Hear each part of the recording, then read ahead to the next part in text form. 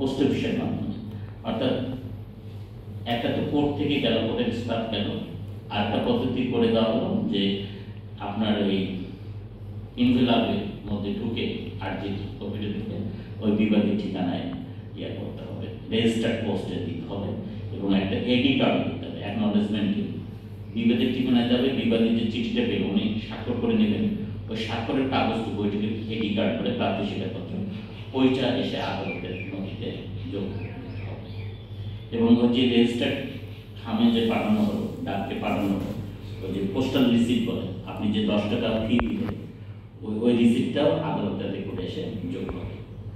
তো এই পোস্টাল রিসিপ্টটা যেদিন আদালতের রেকর্ডে যোগ হলো, সামিল হলো, কোর্টের ভাষা হলো সামিল হওয়া, সামিল হলো, সামিল হওয়ার তারিখ থেকে 30 দিন অতিবাহিত হওয়ার পর ওই আইডি কার্ডটা আসলো না আসলো দরকার নেই, না আসা সত্ত্বেও শুধু যেহেতু আপনি রেজিস্টার করে দিয়েছেন পিএফটা তো আপনার কাছেই আছে, এটা নথিতে সামিল হলে এটা সমান জারি ডিউটি সার্ভ হিসেবে আদালত গণ্য করতে পারবে পরবর্তীতে ফিরে এসে।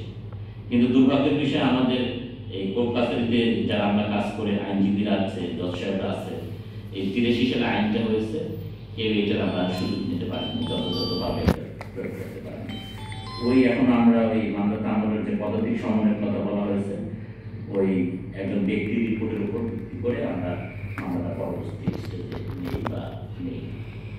তো ওই যে আবার 8ই মে এই যে কয়েকদিন আগে 2025 সালে আবার সংশোধনে আসছে, এখানে বলা হয়েছে যে এখন সমন জারি করা যাবে, এই ভয়েস কল দিয়ে করা যাবে, মেসেজ দিয়ে করা যাবে, হ্যাঁ, নতুন করা হয়েছে। তবে এটার স্ক্রিনশট লাগবে।